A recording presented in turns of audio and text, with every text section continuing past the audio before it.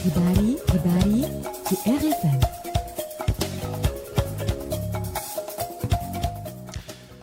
Jalañ ak Ndoro ay quartier la ñuy nekk ca Kaolack benn waxtu du 1h jot na fa waxtu woowee moo jot ci rajo Futur Média xibaaru digg bëccëg gi salaamaaleykum. Mamadou Mohamed Ndiaye. yi gën a fës dana ca bokk bu baax mbirum Ousmane Sonko ak Adji Sarr assemblée nationale ñu sisir ko ngir ñu dindi mbalaanum kiirlaay mi député Ousmane Sonko njiital parti Pastef amee fële ci assemblée nationale ci jamono jooje bureau assemblée nationale di daje. ñuy njoxti manifestation yu war a bàyyeekoo ci ñooñu Ousmane Sonko yi jëm ci di bañ li ñuy def seen waa ji loolee ndax na nag fii ci Ndakaaru ñu gis ne wàllu kaaraange gi gën nañu ko yokk ba noppi te di sàkku ci ñi nga xam ne ñoo di ambassades yi organisation yi ak école internationale yi ñu gën a yokk seenuk vigilance ci jamono jooje seetlu it ne ñi nga xam ne ñoom la ñu jàppoon ci manifester yi woon keroog altine ci Ndakaaru li ñu leen di toppee tuuma yu diis la nan la demee des na ci dikk ak yéen ci xibaaru digg bëccëg gi fàttali ne xëy nañu leen defeere ca parquet ba woppi coronavirus ji ak tolluwaay gi ci réew mi lu toll ci ñetti téeméeri doomi aadama ak juróom-ñeent fukk ak ñett amee nañu corona ci 24 heures yi ñu génn fukk ak ñaar ñàkk seen bakkan ci mbas mi ñu seetlu ne cas communautaire yi gën nañoo yokku ca diwaanu Kees ndax juróom fukki cas communautaire la ñu fa am ci bëccëgu tey gile mbokk yi loolee moo di taxañu xabaar yi buñ ko tàqarñee ba noppi ci la ñuy dalal Georges Déthié Diop ngir mu faram-fàcceel ñu xibaar yi bi ci réew yi Cheikh Ahmed Tidiane Diagne moo koy feelu ngir faram-fàcceel ñu xibaaru tàggat yaram yi danaa leen jukkilit as lëf ci yëglekaay yi xëy di génn bés bu nekk buñ ca noppee ci la ñuy jeexalee xibaaru digg bëccëg gi ak gis tey ji lañ cay waxtaane mi ngi jëm ci yoon wi ñu tegu ngir ñuri mbalaanum kiirlaay yu Ousmane Sonko ci assemblée nationale luñ ci mën a am ne développement ak lan lañ ci mën a séntu ci moomi le mbir na seen xalaat ci njeextal xabaar yi ci gis-gis ci rajo Futur Média El Hadji Aliou Ba moo nekk ci machine bi.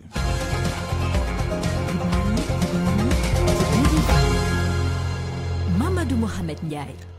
ci kàddu gi mbokki nuyu leen rafetlu ànd bi ak rajo Futur Média ni ñu ko junjee woon ci bopp bi rek la ñuy duggee ak yéen ci yàkkali gi doore xibaaru digg bëccëg geek bureau assemblée nationale bi ñu convoqué tey ji ngir ñu waxtaanee lu jëm ci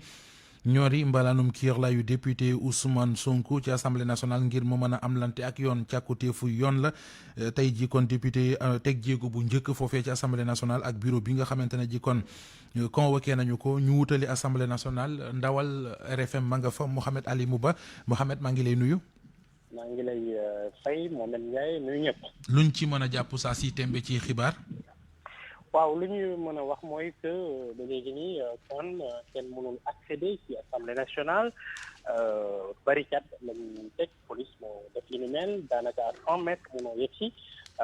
waaye nag am na nag ñoo xamante ni dañ leen di bàyyi médias yi bokkuñu si képp koo xamante ni itam na ngi piéton la mën nañu jàll scooter mën nañu jàll oto yoo xamante ni oto particulier la dañ lay bàyyi nga jàll transport public ambulance yi naka noonu waaye manifestant yi gisuñu fi kenn koo xamante ni daanaka manifestant pour Sonko la ay nit ñooy jàll calme plat daanaka fii ci plateau waaye nag question bu mag bi mooy ndax bureau assemblée nationale commencé na comme liggéeyam ci wàllu li nga wax sànq ni waaye nag heure bi ni mënuma la wax dara ci loolu ndaxte c'est très difficile pour nga xam ne exactement lan moo nekk ci assemblée nationale toujours est-il que bureau bi wax nga ko 11h lañ ko convoqué woon mu war a réunir midi procédure bi ku nekk xam na ko mooy président de l'assemblée nationale kon saisir nañ ko ci benn saisine boo xamante ni kon parquet bi moo ko def gannaaw loolu moom dina saisir tey jii kon bureau bi wax leen lu mu jot a yor ci wàllu lettre boo xamante ni jóge na ci kon parquet bi wax ko ni mu dindil ko mbalaan ci laay kii di Ousmane Sonko gannaaw information boobu nag dinañu teg benn commission ad hoc boo xamante ni moom moo war a kon auditionné ci di Ousmane Sonko bu nangee ñëw bu ko nangul procédure bi dina continuer naka noonu kon rapport mooy am après ñu dressé ko rapporteur bi moom ci plénière bi moom dina lire loo xamante ni daanaka jot na ko for def ko procès verbal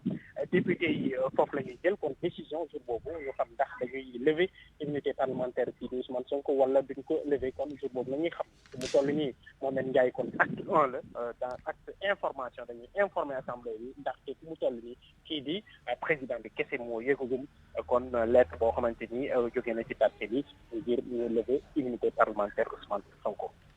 mi ngi noonu Mouhamed Ali Mouba la woon en direct foofee ci place Soweto ñu ngi lay gërëm bu baax des na ànd ak yow ci suñu yeneen jotaayu xibaar ñeeli xibaar yu nar a tukki ci daje boobu nga xam ne assemblée nationale woote na ko jëm ci waxtaane ci côté fu yoon mu di ñu dindi mbalaanum kiirlay bi nga xam ne kii di Ousmane Sonko amee na ko moom njiital parti Pastef Ousmane Sonko ay awakam bindab leetar njiital assemblée nationale di ca sàkku yenti ponk yooyu ñuy sàkku waxtaan nañu ci ak Moustapha Diakhaté ne woon ni jamono njiital groupe parlementaire Benno Bokk Yaakaar nee na leetar bi nga xam ne avocat Ousmane Sonko yi yónnee nañu ko njiital assemblée nationale leetar ba tegewul fenn ndax wàcc nañu seenu yoon dañoo war a jox ciir bu baax assemblée nationale. Moustapha Diakhaté ay kàddu la yooyu mi ngi ko wax tey jii ci rajo Futur Média moo ne woon ganu RFM matin. bataaxal boobu avocat yi sëñ Ousmane Sonko yi député Ousmane Sonko yónnee assemblée nationale du lu jaadu ndax avocat yi dañoo war a xam ne assemblée nationale du tribunal commission ad hoc bi nga xam ne mooy gëstu levée immunité parlementaire du tribunal li règlement intérieur assemblée nationale wax te loolu mooy loi bi nga xam ne mooy régir assemblée nationale bu ñu demoon tey ba commission bi taxaw Ousmane Sonko kenn rek la moo ko mën a jàppale ci li muy def muy te kooka ab avocat dong la mën a doon kon ginnaaw assemblée nationale du tribunal commission ad hoc du tribunal kon ñoom bu fekkee dañoo bëgg a wax nañ xaar ba mbir mi dem tribunal ñu door a wax loolu ñàkk respecté l'instruction parlementaire bi des mooy les magistrats les avocats dañoo war a xam ne ñoom ci pouvoir judiciaire lañ bokk ñu bàyyi xel ne Sénégal constitution bi dafa def réew mi muy séparation des pouvoirs c'est-à-dire pouvoir judiciaire mënul ñaaj pouvoir législatif même le procureur de la République bu amee lu mu bëgg ci député da koy ñaan assemblée nationale ñoom nag ginnaaw duñ procureur te nag procureur kese moo am sañ-sañ ñaan assemblée nationale même le ministre de la justice sañu ko à plus forte raison des avocats kon encore une fois seen lettre boobu c'est inacceptable bu ñu bëggee xeex dañu xaar ba yëf yi dem tribunal su boobaa ñu door a plaider nañ ko dugal ci biir dossier bi boobaa ci lu leer Moustapha Niasse kon dara tënku ci lettre booba man su ma doon moom du ma recevoir lettre bi man su ma doon président Moustapha Niasse lettre bi koy indi du dugg assemblée nationale parce que c'est inacceptable nañu respecter les institutions on peut combattre un régime on peut ay même Moustapha Niasse bu la neexee mais il faut qu'on respecte les institutions là parce que même institution ñu bonoo ñu baaxoo mooy institution yi fi nekkagul parce que nit mbir boo ko bëggee defar doo ko yàq mbir boo ko bëggee defar doo ko tilimal da ngay gis la ciy ay yàqu-yàqu nga jéem koo defar nga jéem koo xam pour noo koy génne ak nooy defar ba mu gën a baax waaye encore une fois lettre boobu moom su ma doon président Moussa Niasse ka koy indi du dugg assemblée nationale parce que waru ñëw bind président assemblée nationale. ab député ñu dindi mbalaanoom kiirlaayam ci jamono ji Abdou Diouf di jiite réew mi ci la ñu ko njëkk a gisee gis nañu ko it ci jamonoy Abdoulaye Wade waaye ci jamonoy Macky Sall gi ca la mbir ya wulee ñaay ndax ci diirub juróom-ñeenti at am na député yu ñu fi dindi seen mbalaanoom kiirlaay juróom-benn ci ñoom seen immunité parlementaire ñoree nañu ko ci assemblée nationale loolee nag tax ñu def ci taxaw seetlu ànd ci ak Adja Binta Diallo. Joseph Ndong nekkoon goneb député bokk ci PDS nekkoon itam secrétaire général du UJTL mooy ku njëkk ak ku mujj ku socialiste yi yëkkati immunité parlementaire am moom Joseph Ndong jamono yooyu dañ doon wax ni loxoom ma nga woon ci boomu maître Babacar Seye ci atum 93 juróom-ñaari at ca gannaaw ga la alternance bu njëkk ci Sénégal am ci atum 2000 Abdoulaye Wade dikk mu mel ni itam levée immunité parlementaire yi dellu si waat na ba ca njëkk mooy bu Moustapha Niasse ndax leader AFP dafa yëkkati woon ay kàddu ne nguuru Abdoulaye Wade dafa jalgati alal goo xamante ni dañu ko waroon jox Sonacos wàq nguuna te xamuñu fan la ko jëmale ca jamono yooyu nag lañu ne dañu koy yóbbu ci yoon assemblée nationale di waajal yëkkati immunité parlementaire am Moustapha Niasse ci mujjantal ga dafa rëccantiku ne la mu waxoon du ay kàddoom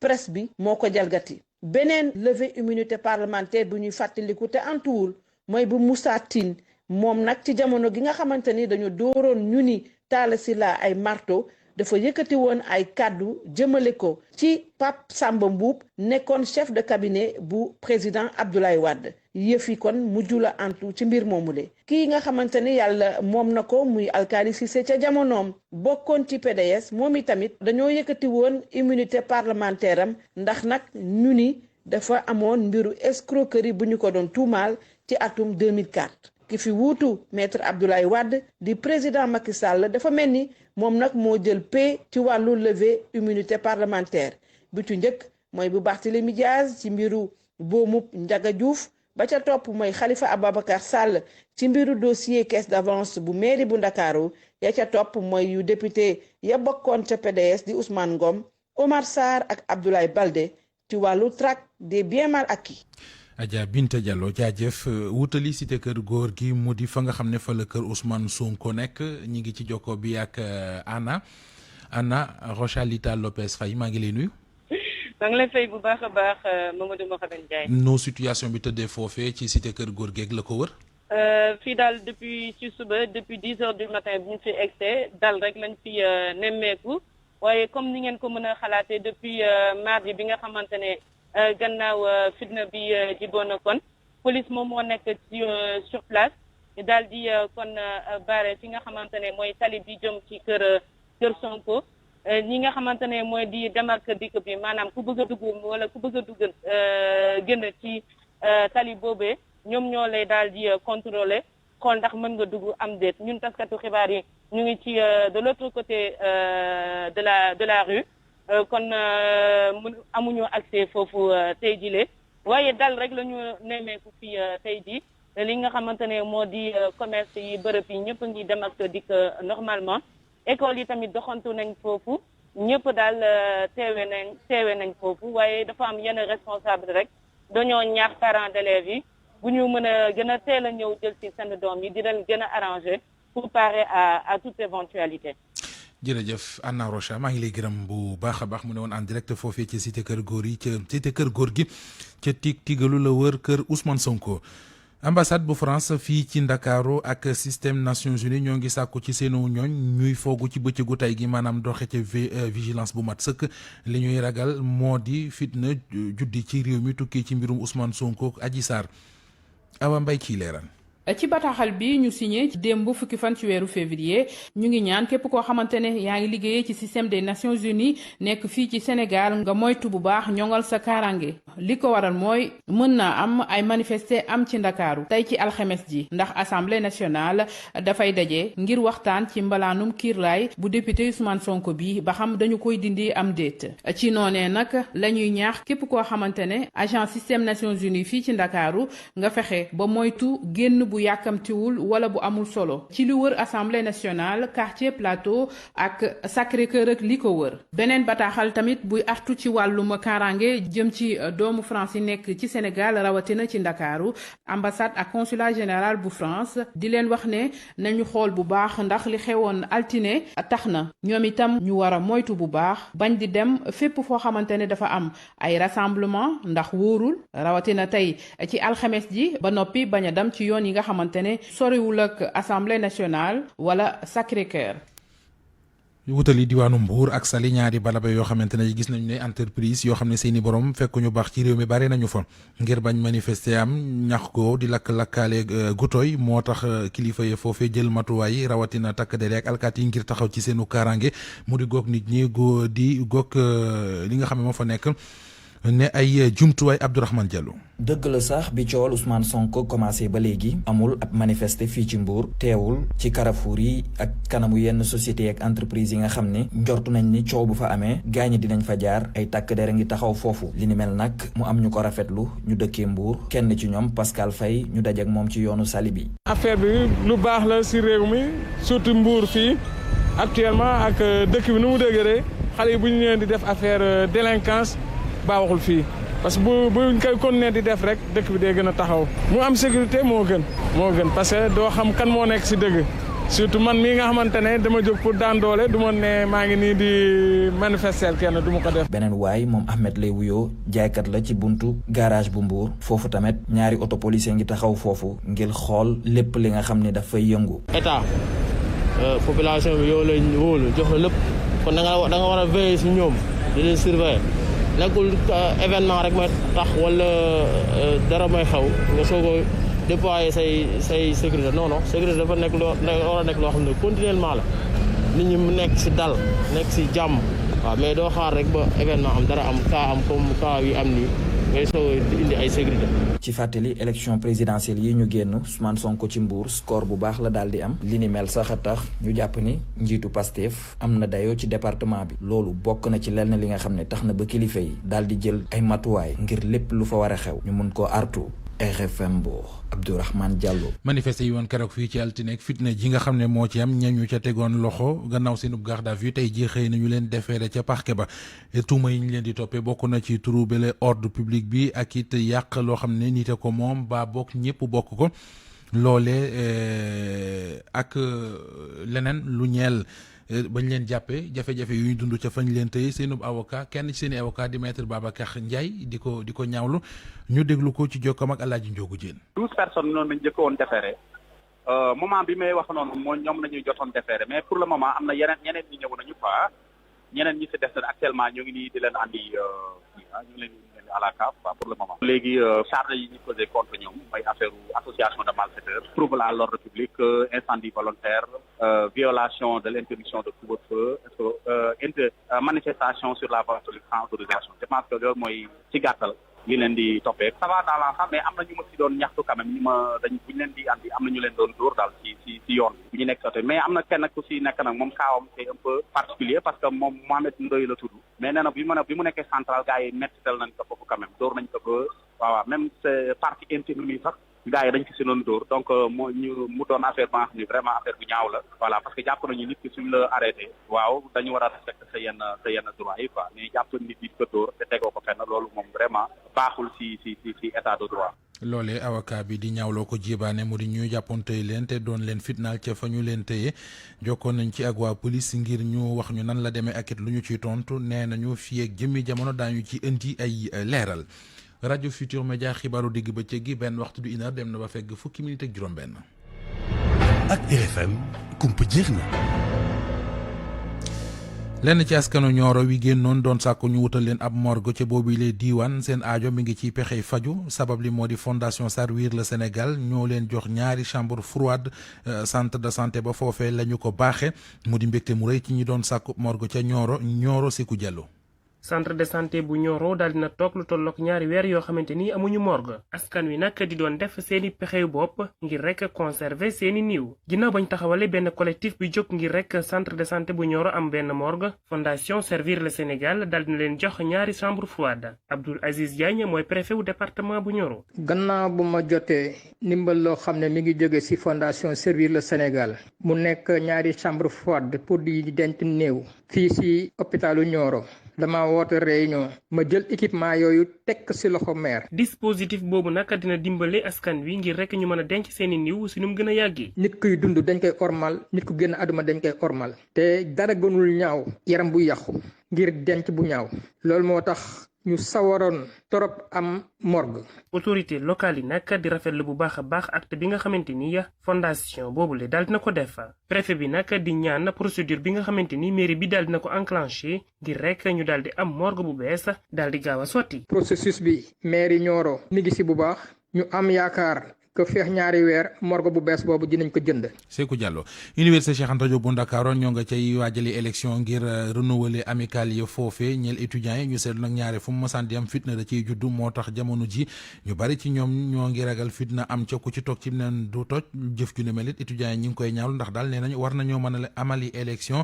samp seeni amicale fal ña cay nekk te fitna du ca am reportage foofee ca université Cheikh Anta Diop bu Ndakaaru Pape Mbaye Diaw. xeexu étudiants yi nga xamante ni moo amoon démb nag ca université Cheikh Anta Diop nga xamante ni jaaseeg paakaak lu nekk génn na fa te leen waralu ko lu dut élection amicale yi di jub si étudiants yëpp tey moom lañ doon waxtaane ñaari étudiants yi ñu fekk leen ca faculté de droit ñoom ñi ngi naqarlu li nga xamante ni amoon na ci campus bi. ñaawlu naa ko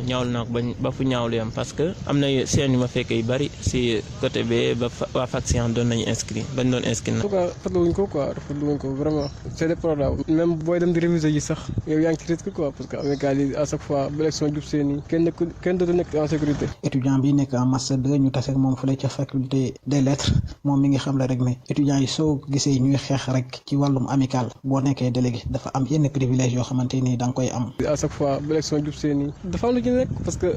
daanaka ñoom ci lañuy teddee ñooy yor chambre yi ñoo yor subvention et tout te étudiants gis ñu seen bopp. violence yooyu nga xamante ni am na ci université ba nag ba ay jaase ki paaka daal di fay génn loolu waruñu ko bàyyi noonu mu jàll étudiants yooyu dañ leen a war a sanctionné ñi ko xamle di ñaari étudiants yoo xamante ni tase na ñoom fële ca campus social ba. vraiment état war nañ ci jël wala ñi nga xam ne ñoo nekk ci université bi diriger ko jël seen responsabilité ba nga xam ne yëpp dootu fi wanate am pratiquement amical yi amuñu benn njëriñ ku ma woon a supprimer sax moo ñu gën a vraiment dañ war a sanctionné parce que yow tiim nit dóor jaas. war nañ leen sanctionné parce que négligence autorité daal ñoom daal dañoo war a réagir daal ñoom gaaw. démb nag université ba coow li bari woon fa lool étudiants yi nekk ci amicalu faculté des sciences ñoom ñoo fa doon xeex yor seeni jaasi ak i paak ci lool sax am na ñaari étudiants yoo xamante ni daal dinañ fay gaañu ba kenn ki nekk ci situation yu garaaw.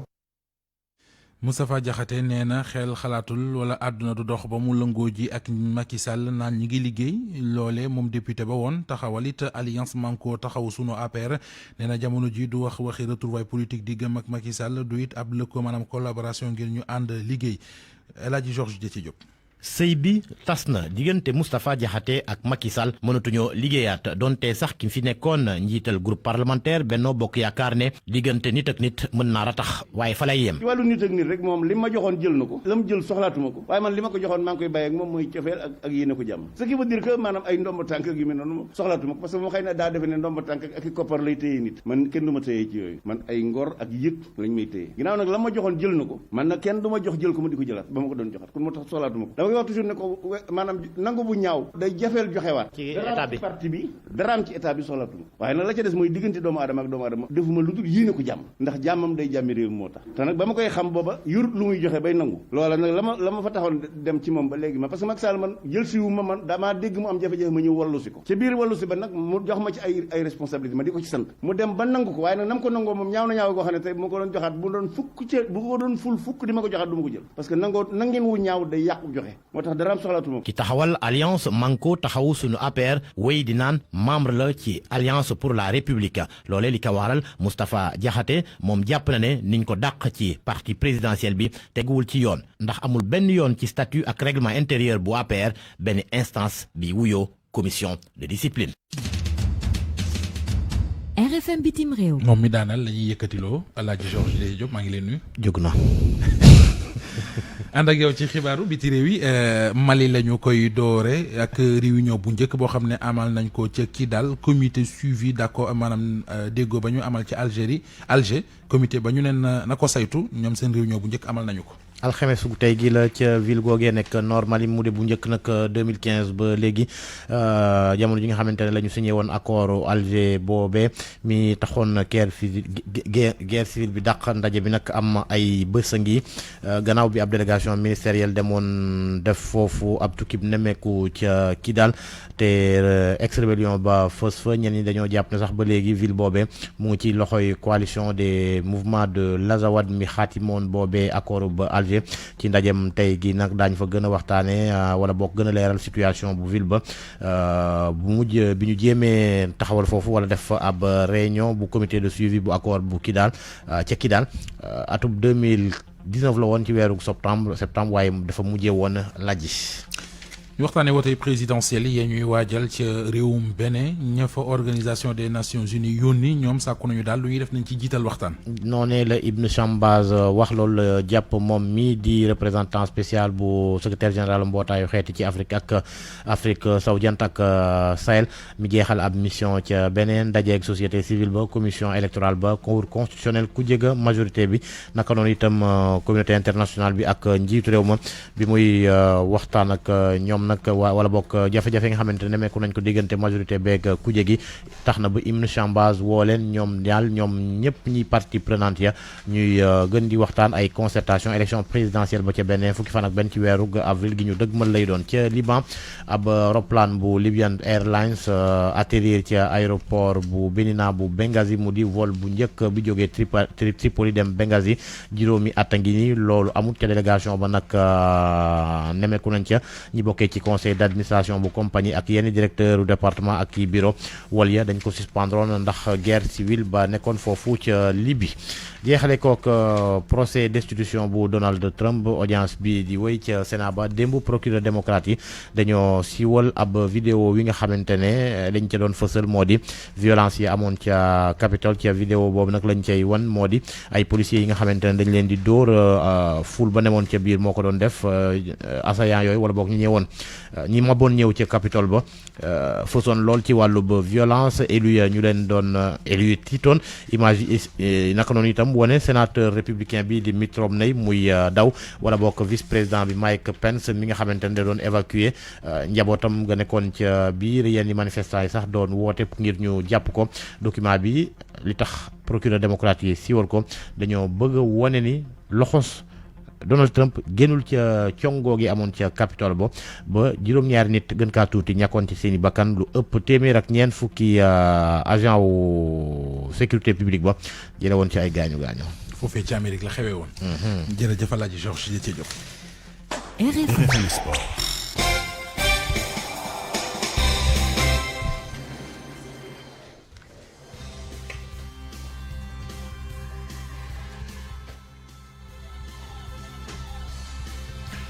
noonu la ñu dikk daal ci wàllu tàggat yaram dalal Cheikh Ahmed Tidiane Diagne maa ngi lay nuyu bu baax. maa ngi lay fay Mamadou Mouhamed Ndiaye. dañu koy door rek tournoi UFOA ci ñi nga xam ne amaguñu fukkeet ak juróom-ñaar demi-finale yi tey jii ci ngoon lañ koy amal. waaw ci bu 14h jotee la ñuy daal di amal demi-finale bu njëkk ba waaye demi-finale bi nga xamante ni moom la ñuy gën a xaar moo di diggante Sénégal ak Guinée-Bissau ci bu 17h30 jotee. ci Stade Lat Dior bu Thiès di ab derby bi nga xamante ni daal gis nañu ni warta yombal ci gune Malick Daf sax wax lu ni mel ñu déglu ko gannaaw jokko bu ñu amoon ak moom. demee nañu nar a jouer suñu match contre Guinée-Bissau muy pays voisin nekk fi suñu wet xam match yu mel noonu ay match yu metti lay nekk donc demi-finale la donc données yi day wute parce que élimination directe la donc je pense que li ci am solo mooy concentration maximale booy ñu concentré wu teel a dugg si match bi am maîtrise jeu bi maîtrise ballon bi et puis vraiment jéem a teel a dugal bi pour libérer wu mais aussi vraiment rester concentré début jusqu'à la fin xam nga vraiment respecter adversaire bi nag jël ko très au sérieux je pense que bu ñu appliqué woo chez suñu véritable niveau je pense que yàlla mën nañu defal jàmm waaye comme ni ñu koy wax rek match yooyu ça se gagne pas avant ça se gagnera sur le terrain donc nañu concentré wu xam ne liy passé yëpp suñu gannaaw ay contre Gambie contre Mauritanie yooyu yëpp suñu gannaaw la nekk léegi li ci am solo mooy match bi nga xam ne moo nekk suñu kanam comme les jours suivent mais sam jamais bés bu nekk day wuteeg moromam loolu moo am solo waaye li ñu concentré wu rek bu ñu ko defee ñu jéem a def kenn ci lay kattan pour jéem a gagné match bi parce que léegi équipe bu ndaw amatul amul benn équipe bu ndaw équipe bu nekk mën na la am mën na la indil betteel boobu ñu si waaye équipe bu ndaw équipe bu nekk mën na indi betteel daal li am solo daal mooy concentré wu bu baax jéem a def l' essentiel mooy jéem a liggéey defee pour gagner incha allah. kooku di Malick daf jàppale nag match googu diggante Sénégal ak Guinée-Bissau 17h30 tey jii ca Stade Lat Dior bu Thiès waaye laata loolu 14h di demi-finale bu njëkk bu dara dox ci diggante Mali ak Mauritanie fàttali ñaari équipe yu jot a qualifié final ñoom ñooy teewal kon bokk zone ouest africaine bi ca Coupe d' Afrique des Nations mu jagleel moins de 17 ans yi ca weeru mars lañ ko nar a amal ca Maroc moom Mohamed. lu aju ci mondial des clubs Sénégal dana bokk ci ña fay fës. waaw ñi cay fës ay doomam ñoo ci daal di teew donte amul benn club bu Sénégal ay doomu Sénégal di ay arbitre ñoom ñoo ci daal di nekk ku ci mel ni Maguette Ndiaye El Hadj Malick Samba ak itam Djibril Camara ñoom tey jii sax ci bu 15h jotee danañu kon bokk arbitré lii di match de classement gën a dox ci diggante Al Ahli bu Égypte ak doomu Brésil yi di Palmeiras match googu nañ ko daal di amal ci bu 15h jotee final gi itam danañ ko amal niki tey jii 18h diggante Tigres di doomu Mexique ak ñii di waa Bayern de Munich lay daal di doon. fële ci bitim réew match de coupe yi dañu koy wéyal ba léegi ñoo nga ca. waaw ci Europe Angleterre lañ koy njëkk a door rek seen 8e de finale 20h tey jii ci ngoon diggante Barnsley lay daal di doon ak Chelsea. 17h30 diggante Wolverhampton ak Southampton lay daal di doon Coupe de France ñoom nag ñu ngi seen 32e de finale 17h45 tey jii ci ngoon ñii di Sochaux dañ daal di tase ak Saint-Étienne 20h diggante Angers lay daal di doon ak ñii di waa Rennes ñu daal koy jeexale xibaar gu tiis gi di génnum àdduna Abdou Dia Douglas di ancien joueur bu Réveil bu Saint-Louis ak itam Barak bu Saint-Louis moom nag niki biik la daal di kon bokk dëddu àdduna ñu fas yéene ko denc ca Touba niki tey jii jàppale nag li di njàll li danañ ko amal incha allah ca këram nekk fii nii ci Tëngéej kon boog Mohamed li ma fa gënoon fas ci xibaar tàggat yaram. maa ngi lay gërëm di la sant bu baax Cheikh. Comptoir commercial de plomberie du Sénégal CCPS. seen gamme Opalia ak seen savon de Marseille créole ñoo leen di may li ci yéenekaay yi. Mamadou Mohamed Ndiaye. jërë ngeen jëf maase wu ba noppi sab coono gën a yokk loolee mooy bëgg a dal Ousmane Sonko ndax moom njiital parti Pastef fii dampom yi la ñuy ŋawtee ak di ko jaabaajonge ci jamono suur suwaan ñu ngóor système di Ousmane Sonko li ñu koy tuumal bu ko yoon dëggalee tama du ko ëppi buum ubbil yéenekaay bi waxi yoon la ñuy wax te loolee délit la boo xam ne dañu ko criminalisé ci réew mi nit ku ñu koy toppee juge bi mën na laa jël dugal la kaso te bu boobaa mën nga faa yàgg ndax diire investigation bi amaluñu ko àpp ami kàngam ci wàllu yoon di ay juriste yi ci wàllu observateur xëy di waxtaanal ba ñu xamal ko ne ñi ñuy toppee wàllu viol bu ñu leen mandat dépôt mën nañoo yàgg ca kaso ba boole ceekit waxi liberté provisoire wala waxi contrôle judiciaire moom bu boobaa dañu koy waat l'observateur xamal nañu ne ñooñu Ousmane Sonko yi di waa Pastef waat nañu wàcc ne li ñuy waxal Ousmane Sonko ab complot la boo xam ne waa ji di Yakham Mbaye moo nekk ca bopp ba Sweet Beauté di salon de massage bi Adji Sarr doon dampe Ousmane Sonko ndaw si ko moom l'observateur nee nañu moom it kenn gënu koo lekk coow ndax dëgg la salon ba am na ay këyit waaye këyit wañu ko jox autorisation dampe bokku ci fixation létte ak di capp-cappal mu di coiffure ak di def ay soins de beauté ca la yam ñu yem ci xët mu njëkku Les Échos fekk fa xibaar bu ñeel ñooñu Ousmane Sonko yi ñu tegoon loxo ci manifester yi woon keroog altine journal bi nee nañu seenub garde à vue jeex na tey jii ci lañ leen war a defeere liñ leen di toppee moo di tuumay dajaloo te amuñu ci ndigal turbale ordre public bi yàqaalalu jàmbur ak yàqaalal joo xam ne ñépp a ko bokk yéenekaay bi nañu ba ñu leen tëyee di leen enquête ñu bari ci ñoom dañoo weddi ba tëdd ca naaj wala lañ leen di tuumale waaye ba ñu leen tegalee image yi ñu gis seen bopp gisit li ñu doon def ca la ñuy soog a nangoo ñu nangoo ci xët mu njëkku la yéenekaay ne sonkiste yooyee ñu tegoon loxo ca manifester bu ñu moytuwul instruction la ñu jëm ñu demaat ci l'observateur gis fa xibaar bu jëm ci waa ji di Mohamed Ndoye di manifestekat bi ñu ne moo doon wër di taal watay jàmbur yi journal bi nee nañu ab chauffeur la bu dëkk Sacré-Cœur ñeent fukki at la am na it ku jege lool ab dossier am ku leen wax ne moom Mohamed Ndoye bi ñu ko jàppee ak léegi jooy ak di réccu jëfam ja loolee la nekkee ci loxoy alkaat yi ku ko gis baa nga dégg ko muy wax li ngay laaj moo di ndax la mu doon def moo ko tayoon tey jii Sud Quotidien nee nañu ci la ñu fas yéene teg jéego bu njëkk ci assemblée nationale ngir ñori mbalaanum kiirlaayu honorable député Ousmane Sonko lii Quotidien nañu avocat yu Ousmane Sonko yi bind nañu ab leetar président assemblée nationale di Moustapha Niasse di ko ca xamal ñeenti mbir yu ñu ne bëgg nañu mu leer laata ñuy ñori Ousmane Sonko La Tribune xëy ñu indil ci xëtamu njëkk ñeenti càkkutéef yooyee avocat Ousmane Sonko yi di sàkku ci assemblée nationale benn moo di rapport médical buy firndeel ne viol am na